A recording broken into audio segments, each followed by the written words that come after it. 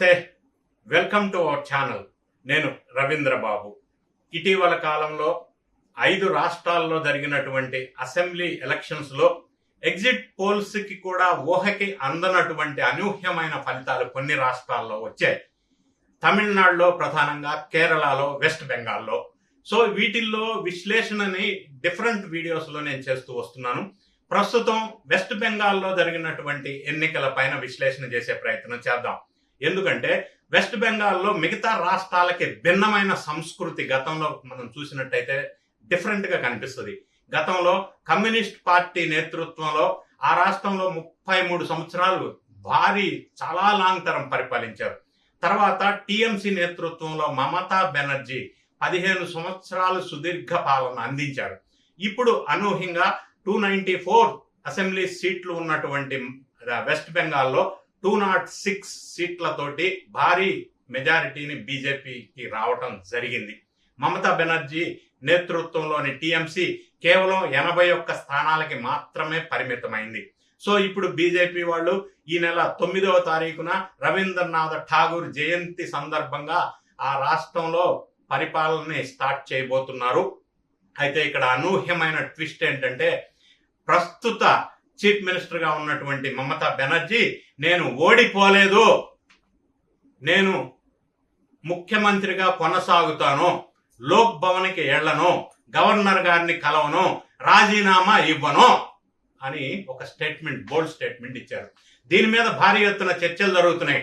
Experts, న్యాయ నిపుణులు, నాలాంటి ప్రొఫెషనల్స్ చెప్పే మాట ఏంటంటే, మరి ఎలా దీది ఈ విధంగా అన్నారు కదా అంటే, రాజ్యాంగ నియమ నిబంధనల ప్రకారం గవర్నర్ గారు ఆమె రాజీనామా చేయకపోయినా కూడా రాష్ట్ర శాసన సభని ఆయన టర్మ్ 5 సంవత్సరాలు ఏప్రిల్ 6వ తారీఖుతో అయిపోతుంది కాబట్టి శాసనసభని రద్దు చేస్తారు. తద్వారా శాసనసభ నాయకురాలుగా ఉన్న మమతా బెనర్జీ ముఖ్యమంత్రి పదవి నుంచి అనివార్య పరిస్థితుల్లో బర్తరఫ్ కావలసి వస్తుంది. నేనే ఉంటాను ముఖ్యమంత్రిగా, నేను రాజీనామా చెయ్యను, లోక్ భవన్కి వెళ్ళను అన్నప్పటికీ రాజీనామా చేయటం అనేది మర్యాద పూర్వకమైన సాంప్రదాయం. అలా చెయ్యను అన్నప్పటికీ కూడా గవర్నర్ గారు రాజ్యాంగాన్ని అనుసరించి శాసనసభని రద్దు చేయటంతో ఈమె ముఖ్యమంత్రి పదవి కోల్పోవలసి వస్తుంది. అంటే బహుశా మమతా బెనర్జీ అలా బర్తరఫ్ చేస్తే సింపతి వస్తుంది అని భావించి ఉండవచ్చు. కానీ ఒక ఎక్స్పర్ట్స్ గా జరిగే పరిణామాలు ఏంటంటే, న్యాయ కోవిదులు కానీ నేను కానీ చెప్పేది, ఆమె చేయకపోయినా ఫరక్ లేదు, ఫాయిదా లేదు. గవర్నర్ గారు డెసిషన్ తీసుకుంటారు, బీజేపీ వారు ప్లాన్ చేసుకుంటున్నారు ప్రభుత్వాన్ని ఫామ్ చేయడం కోసం, అది జరుగుతుంది.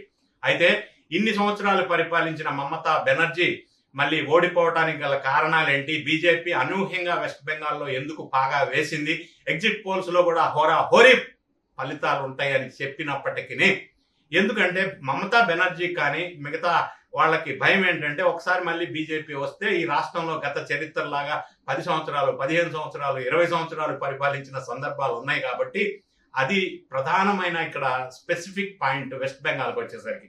ఇక బీజేపీ వాళ్ళు విజయాలకు గల కారణాలను ముఖ్యంగా ప్రధానంగా ప్రస్తావిస్తే, అన్ని రాష్ట్రాల్లో మాదిరిగానే ఇక్కడ కూడా నిరుద్యోగం, యాంటీ ఇన్కంబెన్సీ ఫ్యాక్టర్ తో పాటుగా ఇక్కడ సపరేట్ కారణాలు కూడా ఉన్నాయి. జన్జీ ప్రభావం కానీ, ఇవన్నీ అంశాలు, ప్రధానమైన అంశాలు ఈ వీడియోలో విశ్లేషణ చేసే ప్రయత్నం చేస్తాను. మన ఫస్ట్ పాయింట్ మనం చూసినట్టయితే మహిళా ఓటర్ల సపోర్ట్.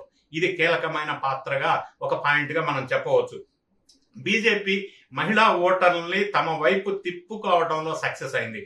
తృణమూల్ కాంగ్రెస్ మహిళా ఓటర్లు దూరం అయిపోయారు అనేది వాస్తవం. ఎందుకంటే సందేశ్ ఖాళీ ఘటన గాని, ఆర్జీకర్ ఆసుపత్రిలో జరిగిన దుర్ఘటన గాని మహిళలు ఖచ్చితంగా టీఎంసీ నుంచి దూరం జరిగారు. టీఎంసీ పార్టీకి భారీ డ్యామేజ్ జరిగింది ఈ దుర్ఘటనల నేపథ్యంలో. ఆ సంఘటనల నేపథ్యంలో బాధితులకి అండగా నిలిచినటువంటి రేఖా పాత్ర వంటి వారిని ఎన్నికల బరిలో బీజేపీ నింపింది. కాబట్టి వాళ్ళకి ఒక మంచి సందేశం వెళ్ళింది. మహిళలని ఆకట్టుకోవటంలో బీజేపీ ఈ విధంగా వ్యూహం పన్ని విజయవంతమైంది. దీంతో పాటుగా మహిళలందరికీ నెలకి 3,000 రూపాయల ఆర్థిక సహాయాన్ని కూడా ప్రకటించింది. వీటి కారణాల వల్ల మహిళా ఓటర్లు బీజేపీ వైపు మొగ్గు చూపినట్టుగా మనం చెప్పవచ్చు. ఇక రెండో పాయింట్ చూసినట్టయితే బూత్ లెవెల్ మేనేజ్మెంట్. పోలింగ్ లో ప్రధానమైన పాత్ర పోషించేది బూత్ లెవెల్ మేనేజ్మెంట్. ఈసారి పన్నా ప్రముఖ్ శక్తి కేంద్రాల ద్వారా గల్లీ రాజకీయాలని బీజేపీ శాసించిందని చెప్పవచ్చు. ఎందుకంటే బీజేపీ ప్రధానంగా సిటీస్, టౌన్స్, పట్టణాలకి ఓటర్లకి మాత్రమే పరిమితం. గ్రామ స్థాయిలో, గ్రౌండ్ లెవెల్లో, విలేజ్ లెవెల్లో బీజేపీ ప్రభావం చూపదు అన్న ఒక వాదన అన్ని రాష్ట్రాల్లో వినిపిస్తూ ఉంటుంది జనరల్ గా.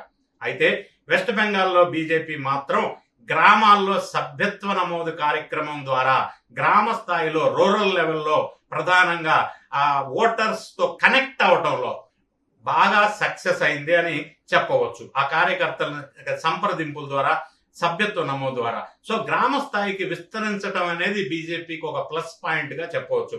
ఇక మూడో పాయింట్ ఏంటంటే యాంటీ ఇన్కంబెన్సీ ఫ్యాక్టర్. సహజంగానే 15 సంవత్సరాలు పరిపాలించినటువంటి మమతా బెనర్జీ తృణమూల్ కాంగ్రెస్ మీద అవినీతి ఆరోపణలు ఎక్కువగా ఉన్నాయి. మరీ ముఖ్యంగా చెప్పవలసి వస్తే మమతా బెనర్జీ మేనల్లుడు ఆయన బాగా అవినీతికి పాల్పడ్డారు అని ఆయన మీద తీవ్రమైన ఆరోపణలు రావటం, తద్వారా టీఎంసీ పార్టీకి మరకలు అంటటం అనేది జరిగింది. దీంతో పాటుగా ప్రధానమైన భూమిక పోషించింది నిరుద్యోగం, అంతేవిధంగా శాంతి భద్రతల సమస్య. వీటి ద్వారా తృణమూల్ కాంగ్రెస్ నుంచి ఓటర్లు బీజేపీ వైపు మొగ్గు చూపారు అని చెప్పవచ్చు.